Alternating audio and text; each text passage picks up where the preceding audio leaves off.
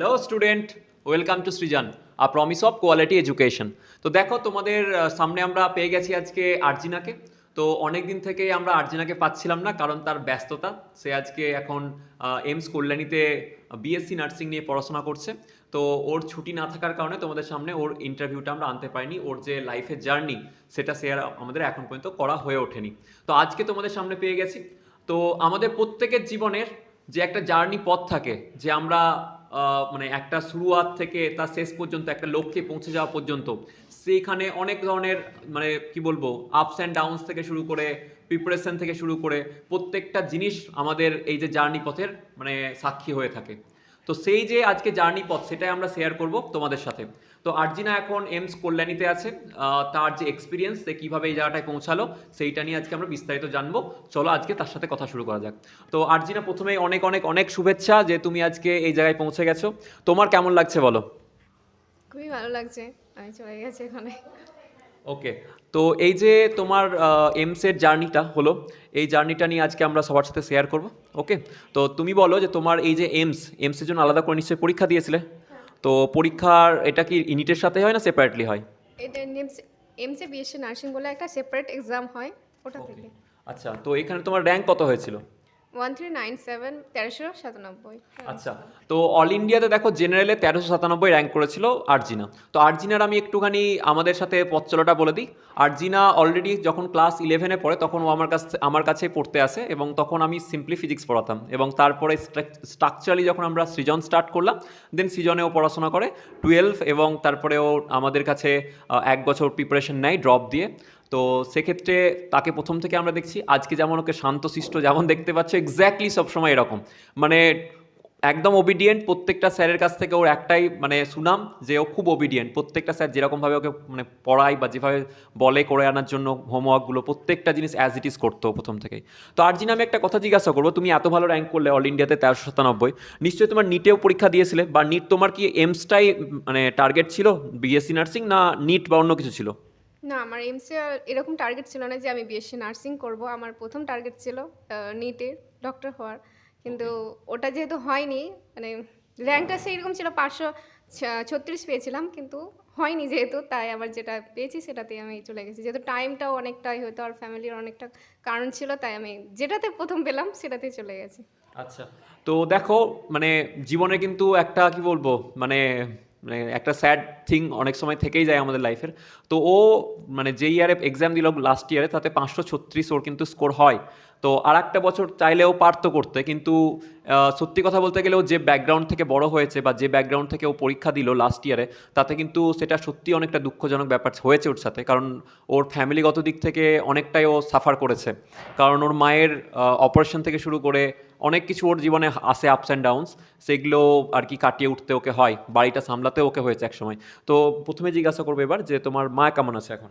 হ্যাঁ, আমার মা এখন মোটামুটি ঠিক আছে, বাড়ির কাজ সব করে নিতে পারছে এখন। কোনো অসুবিধা সেরকমভাবে হচ্ছে না? না, এখন এখন পর্যন্ত তো হয়নি সমস্যা, এখন ঠিক আচ্ছা, আছে এখন। ঠিক আছে এখন। তাহলে যাই হোক, উপরওয়ালার কাছে এটাই প্রার্থনা করবো যাতে তাড়াতাড়ি উনি আরও সুস্থ হয়ে ওঠেন। তো এটা হচ্ছে ব্যাপার। এবার দেখো, যেটা আমি বলছিলাম যে তোমার মনে হয়নি যে আরেক বছর নিটটা লাইক যদি করতে পারতাম তাহলে আমার হয়তো না ডাক্তারটাই হতে পারতাম আজকে, না তোমার মনে হচ্ছে যে এখন যেটা করছো এমসের নার্সিংটা সেটাই তোমার কাছে বেটার, কোনটা মানে ফিল হচ্ছে এখন এই এই মুহূর্তে এসে? করতে পারলাম তো আমি ডাক্তারই হতাম, যেহেতু প্রথম থেকেই স্বপ্ন ছিল এটা আমার।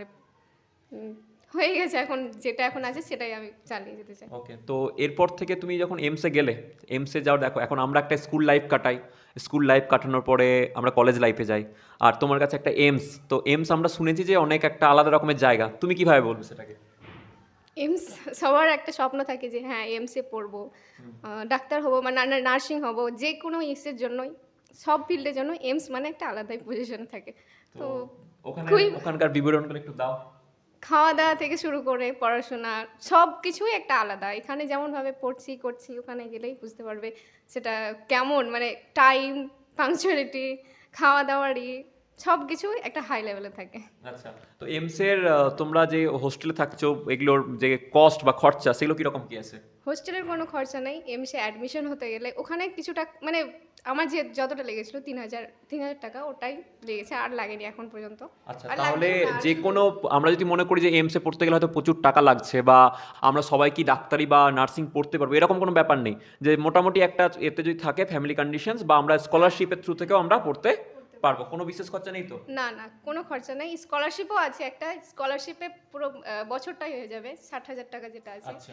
আরও আরও যেটা আছে সাইডে আমাদের আমাদের স্টাইপেন্ড দেয়, ওটাতেও মানে এই মাসে যে খরচা আছে ওটা চলে যাবে। আচ্ছা, তুমি কি এখন স্টাইপেন্ড পাচ্ছ? হ্যাঁ, আমি এখন স্টাইপেন্ড পাচ্ছি। আর সেটা স্টাইপেন্ড মানে ফার্স্ট ইয়ার সেকেন্ড ইয়ার আলাদা না একই রকম? ফার্স্ট ইয়ারে এখন 500 টাকা দেবে পার মান্থ? Per month. আচ্ছা আর যে স্কলারশিপ আছে সেটা ফর্ম ফিল আপ করতে হয়, ওটা 60,000 টাকা। আচ্ছা।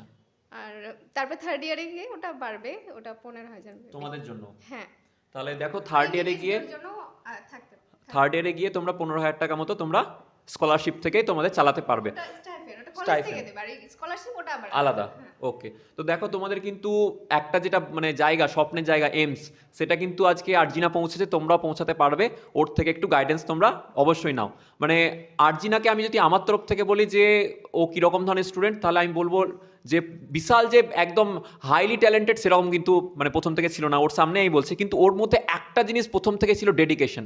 স্যার, প্রত্যেকটা স্যার এখানে বলবে, আমি বা জুনায়েদ স্যার, যে প্রত্যেকটা যেভাবে মানে একটা যখন বলা হয় যে একটা ধরো কোনো পদার্থ তাকে ঘষতে ঘষতে ঘষতে ঘষতে অনেক চকচকে হয়ে যায়, সে এক সময় প্রচুর ধারালো হয়ে ওঠে। তো আরজিনার ক্ষেত্রেও তাই হয়।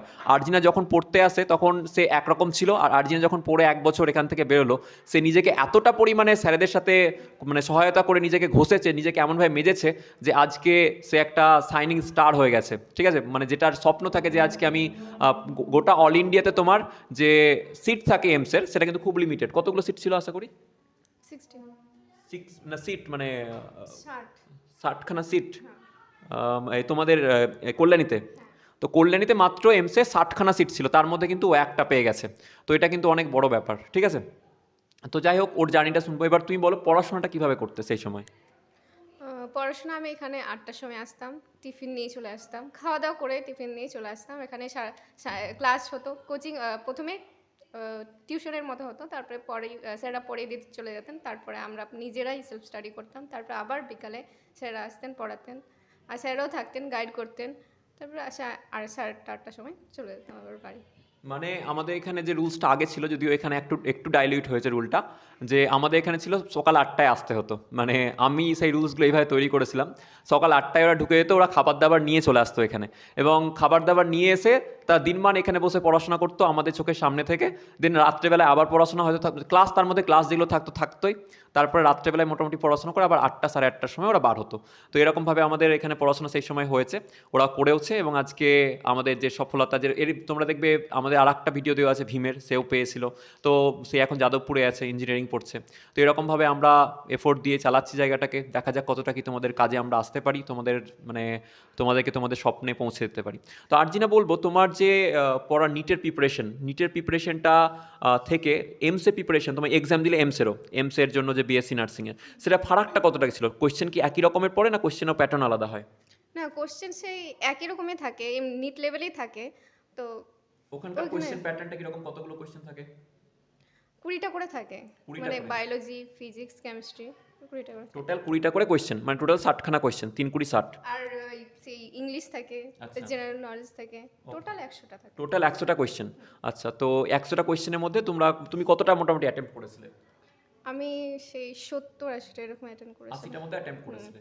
আচ্ছা, নেগেটিভ মার্কিং থাকে নিশ্চয়ই? হ্যাঁ হ্যাঁ, নেগেটিভ থাকে, Okay. সবটাতে নেগেটিভ। তো তোমরা যারা পড়বে, তোমাদের কিন্তু এমসের বিএসসি নার্সিংয়ের ফর্মটা এই বছর ফেব্রুয়ারিতে ফর্ম ফিল আপ হয়ে যাবে। যারা আমাদের টেলিগ্রাম গ্রুপে আছে তাদেরকে জানিয়ে দেওয়াই হবে, আমরা ডিটেলসটা নিয়েও আসবো। তো এমসের বিএসসি নার্সিংয়ের ফর্ম ফিল আপের জন্য তোমরা তৈরি হয়ে যাও, সেটা হচ্ছে মোটামুটি ফেব্রুয়ারিতে রিলিজ করবে এর ফর্মটা। ওকে, আর এর এক্সাম হতে মোটামুটি ধরো এখনও 6-7 মাস দেরি আছে, মোটামুটি 5 মাস তো মিনিমাম ধরে রাখো দেরি আছে। ওকে, তো এটা হচ্ছে ব্যাপার। তো তোমার আজকে যে এমসের জার্নি, এখন তোমার স্বপ্ন কি ভবিষ্যৎকে নিয়ে? স্বপ্ন আছে, আর এটার পরে বিএসসির পরে এমএসসি আছে, পিএইচডি আছে, পিএইচডি কোনো একটা সাবজেক্ট। আচ্ছা, অ্যাব্রডে যাওয়ার কোনো সুযোগ সুবিধা দেখেছো? হ্যাঁ, এমস থেকে অ্যাব্রোডে যাওয়া যায়, আর অনেকেই গেছে, হয়তো আমিও যেতে পারি। ইচ্ছা আছে কি? হ্যাঁ, সুযোগ পেলে নিশ্চয়ই যাব। ওকে, তার জন্য আলাদাভাবে পড়াশোনা নিশ্চয়ই করতে হয়। হ্যাঁ, ওটা মানে সব আবার ওটা ফর্ম ফিল আপ করে আবার সব কিছু মানে এখান থেকেই শুরু হয়ে যায় অ্যাব্রোডে যাওয়ার জন্য আচ্ছা আচ্ছা। প্রিপারেশনটা। তো এটা হচ্ছে ব্যাপার। আর তোমাদের যদি বলি আমরা যে এরকম অনেকের থাকে যে না স্যার এমস এর মেস লাইফ বা হোস্টেল লাইফ কেমন হয় বা খাওয়া দাওয়া কেমন হয় সেটা যদি কিছু বলতে। খাওয়া দাওয়া তো অনেকটা ডিফারেন্স মানে এখানে যা আমি বাড়িতে থেকে অনেক কিছু যেটা খাইনি ওখানে যে অনেক কিছু নতুন নতুন খেয়েছি। আচ্ছা, ওখানে কিরকম একটু বর্ণনা দিয়ে দাও, আমাদের দর্শক যারা আছেন তারা দেখবেন। স্ন্যাক্সে যেমন এখানে তোমরা অনেক কিছু খাও, পাস্তা, তারপরে পাওভাজি, ফুচকা যেটা সবার প্রিয়, আনলিমিটেড সব কিছুই। আচ্ছা, আর সব কিছুই ভালো, এই লাঞ্চেও আছে, ডিনারে কোনো কোনো দিন স্পেশাল হয় ওকে সেখানে মাটন। ওকে। তো এই যে তোমরা দেখছো একটা লাইভ, তোমরা আমার ভিডিওগুলোকে আমরা এর ভিডিওর মধ্যে আমরা পাঞ্চ করে দিচ্ছি, ও কিছুটা ভিডিও নিয়ে এসছে তোমাদের জন্য, তোমরা যাতে যেগুলো দেখে ইন্সপায়ার হও। তো এই ভিডিওর মধ্যে দেখো আমরা লিঙ্ক এবং তার সাথে ভিডিওর মধ্যে আমরা দিয়ে দিচ্ছি যে এমসের দুনিয়াটা কেমন হয় দেখতে, তার হোস্টেল লাইফ কীরকম সেগুলো আমরা তোমাকে দেখাচ্ছি। ওকে, তো এবার যেটা বলি যে তোমার যে এখন তুমি একটা নিটের অ্যাসপায়ারেন্ট ছিলে, নিট দিচ্ছিলে, তো এখন কি তোমার মনে হয় যে কোনোভাবে যে না নিটটা দিলে হয়তো বেটার হতো জীবন, না এই জীবনটা এমসের অনেক বেটার? না, এমসিও এখন যেহেতু এমসির একটা আছে, মানে একটা পজিশন Vibes পেয়ে আছে। গেছে, ভাইবিস আছে, চলে গেছে এখন আর নিট। নিট নিয়ে ভাবছো না? না, এখন আমার কোনো আর নিটেরই নেই। ওকে। তো যাই হোক, এটা হচ্ছে আমাদের আর্জিনার মানে লাইফ হিস্ট্রি যদি বলি। আর এখন যদি আমাদের প্রিপারেশন, এবার নতুন যারা জেনারেশন আছে তারাও প্রিপারেশন নিচ্ছে, অনেকে নিটের জন্য প্রিপারেশন নিচ্ছে, অনেকে বিএসসি নার্সিং, অনেকে জেন পাস যেটা পরীক্ষা হয় সেটার জন্য প্রিপারেশন নিচ্ছে, অনেকে মেডিকেলের বা ইঞ্জিনিয়ারিং তো ফিল্ড আছেই আছে। তুমি তাদের জন্য কি বলবে যে যারা প্রিপারেশন নিচ্ছে ওদের কীভাবে প্রিপারেশন করা উচিত তোমার মতে? তুমি অনেকটাই ধরো এক্সপিরিয়েন্স করেছো, কারণ তুমি দুটোই দেখেছো যে এমসটা কীরকম হয়। অবশ্য আমি একটা বলে রাখি, আমাদের আর্জিনা লাস্ট ইয়ারে আমাদের যে যেই মেন্স হয় সেই যেই মেন্সও কিন্তু ক্লিয়ার করেছিল, ঠিক আছে? তো সেখানেও ওর ভালো র্যাঙ্ক এসেছিল, কিন্তু ওর যেহেতু ন্যাকটাই প্রথম থেকে ছিল যে না স্যার আমি মেডিকেল ফিল্ডেই থাকবো এনিওয়ে, তো সেই জন্য মেডিকেল ফিল্ডে যাই। তো এটা হচ্ছে ওর ঘটনা। ও ওএফজিও দিয়েছিল, কারণ আমি এগুলো জোর করে দেওয়া করিয়েছিলাম যে না তুই সবগুলোই দে, এরকমভাবে একটা ব্যাপার ছিল।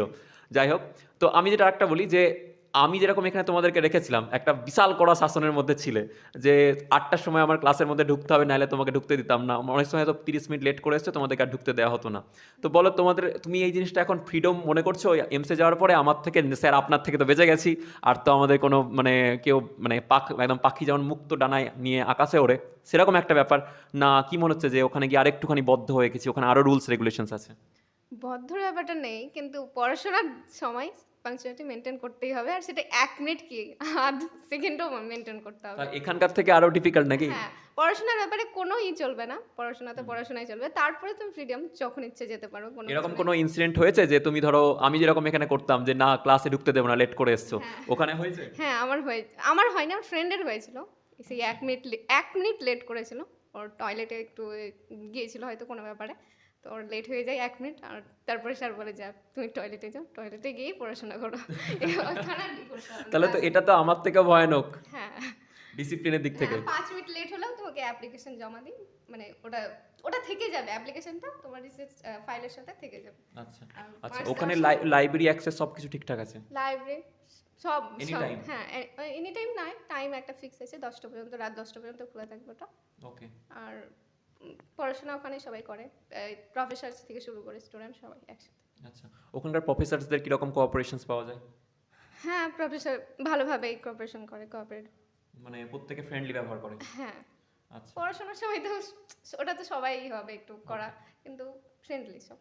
আচ্ছা, এবার বলো যে আমি যেটা কোয়েশ্চেনটা বলছিলাম যে নতুন যারা এখন এক্সাম দেবে, বা ধরো যারা নিটের জন্য অ্যাসপায়ারেন্ট, যেহেতু তুমি দুটো মানে স্পেকট্রামে দুটো এন্ডই দেখেছো, তুমি দেখেছো যেইর এক্সামও কীরকম হয়, তুমি যেইতে যেহেতু তুমিও র্যাঙ্ক করেছিলে, তারপরে তোমার নিটেও একটা এত ভালো স্কোর মানে 536, সত্যি কথা বলতে গেলে অনেক ভালো স্কোর, সেটা আরেকটু হয়তো ভালো হলে বা তোমার জীবনে যদি মানে আরেকটুখানি মানে সেই যে ঘটনাগুলো ঘটে সেগুলো কম হলে হয়তো সেটা হয়ে যেত। তো এই জায়গা থেকে তুমি তাদেরকে কিভাবে ইন্সপায়ার বা তাদেরকে পড়তে কিভাবে বলবে যে যাতে তারা নিট বা তাদের যা লক্ষ্য বা এমস ধরো সেটাই ক্লিয়ার করতে পারবে? তাদের জন্য তাদের প্রিপারেশন স্ট্র্যাটেজি কীরকম হওয়া উচিত? পড়তে তো হবেই, কিন্তু পড়ার মতন করে পড়তে হবে, যেহেতু এখানে টাইমটাও খুব একটা মেন থাকে, পড়াশোনার সাথে টাইম মেনটেন করা। 3 ঘন্টার মধ্যে 200টা কোশ্চেন অ্যাটেন্ড করতে হবে, পড়তে হবে। তো মানে পড়াশোনার লেভেলটা সেই রকম, বুঝতেই পারছো যে কতটা পড়তে হবে, আর এনসিআরটি তো লাইন বাই লাইন খুঁটিয়ে পড়তে হবে, আর সব যেন করে ঠোঁটের মধ্যে ফিঙ্গার টিপসে থাকে। তো পড়াশোনা করে যাও, সব আর কি আর বলবো? আর যে সাপোজ যেমন কোনো সাপোজ এরকম আমাদের যে ইনঅর্গানিক পড়তে ভালো লাগে না, ওগুলো কি ছাড়া যাবে, এরকম একটা ব্যাপার না আছে না কি? না, inorganic, organic, chemistry, physics, bio সব কিছুই নিটের জন্য একবারে সব কিছুকেই ভালোভাবে পড়তে হবে, তিনটাকে মেন করে রাখতে হবে। আর যেটা আছে, যেই ম্যাথ, ফিজিক্স, কেমিস্ট্রি, ওটাকেও সমানভাবে চালিয়ে যেতে হবে। ওকে। তো আমাদের যে সাবজেক্টগুলো থাকে, তুমি এক্সট্রা বই তো ফলো করতেই যে কোনো ধরনের, তোমার কীরকম মনে হতো, কীরকম হয়তো ধরো PYQ সলভ করা থেকে শুরু করে, বা সাপোজ ধরো আমাদের টেক্সট বুক থেকে, তো বিশেষ যে নিটের জন্যই তুমি বলো যে নিট তুমি স্পেশালি পড়েছো, তো নিটের জন্য এই যে বইগুলো কীভাবে তুমি ফলো করতে, বা কোন বইগুলো ফলো করতে? স্পেশালি তো আমি এনসিআরটি ফলো করতাম, এনসিআরটি ফিজিক্স, কেমিস্ট্রি, বায়োটা বেশি, আর ফিজিক্সটা আমি একটু আলাদা বই একটা নিয়েছিলাম, আর ওটাই ফলো করতাম। আর স্যারের নোটটাই স্পেশালি আমার ফিজিক্সের সব থেকে মেন পয়েন্টে, 1 নম্বর পয়েন্টে স্যারের নোট থাকতো। তারপরে PYQ, নোটস মানে ক্লাস নোটস, ক্লাস মানে নোটস, ক্লাসে যেগুলো হ্যাঁ হ্যাঁ, করাতাম। Class notes.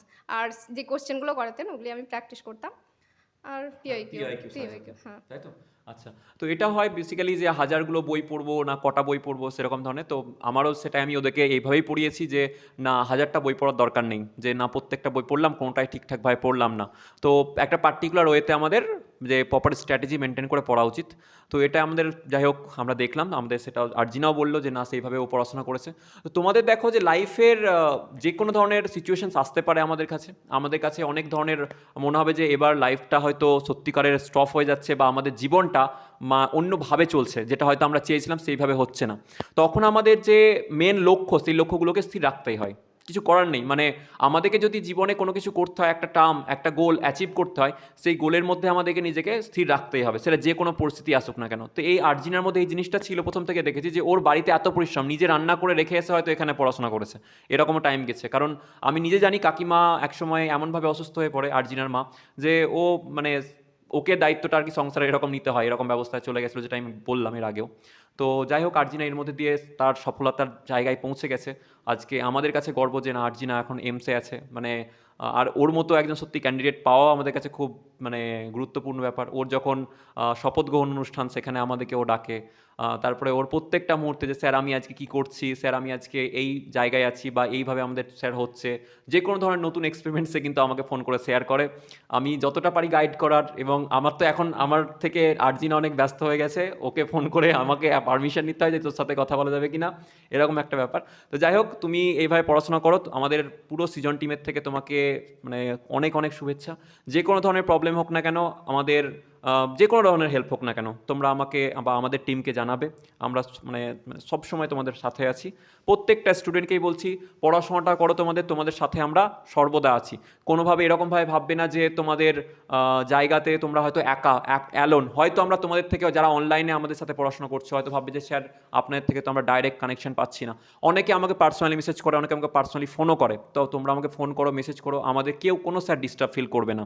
তোমাদেরকে হেল্প করার জন্য সর্বদা আমরা আছি, সদা তৎপর হয়ে আছি। তোমাদেরকে তোমাদের লক্ষ্যে পৌঁছে দেওয়ার জন্য আমরা সর্বদা কাজ করে যাব। ওকে। তো এই বলে আমরা আজকে আর্জিনার সাথে আমাদের এই যে সেশন আজকে আমরা কমপ্লিট করছি। তোমরা যদি চাও যে আর্জিনা তোমাদের সাথে এসে কথা বলুক, তোমাদের সাথে তোমাদের প্রবলেম নিয়ে তোমরা আর্জিনার কাছে বলতে পারো, জিজ্ঞাসা করতে পারো, তার প্রিপারেশন স্ট্র্যাটেজি জানতে পারো। তো এগুলো নিয়ে আমার তরফ থেকে বলা থাকলো, কারণ আর্জিনাও সেরকমভাবেই আমাদের এখান থেকে বড় হয়েছে, আমাদের শিক্ষায় শিক্ষিত হয়েছে। শুধুমাত্র পড়াশোনা করে বিশাল বড় জায়গায় চলে যাওয়া নয়, আমাদেরকে মানুষের মতো মানুষ হতে হবে, এটা হচ্ছে আমাদের লক্ষ্য। আমরা সেই জন্য তোমাদেরকে সবাইকে বলছি, আবারও বলছি যে পড়াশোনাটাকে ঠিকভাবে করো, তোমাদের সাথে আমরা আছি। আর্জিনা, আমাদের বাচ্চাদের জন্য বা স্টুডেন্টদের জন্য তুমি কিছু যদি বলতে চাও? ভালোভাবে পড়াশোনা করো, সামনে এক্সাম আছে, এখন কোনো কিছু নাই, শুধু পড়াশোনা একদম। ভালোভাবে করে যাও। তো চলো, আর থ্যাংক ইউ ভেরি মাচ। আর কিছু বলবে? স্বপ্ন পূরণের দিন তাড়াতাড়ি এগিয়ে আসছে। একদম, স্বপ্ন তো পূরণ হবেই, করতেও হবে, সেই জন্য ডেডিকেশন একদম দরকার।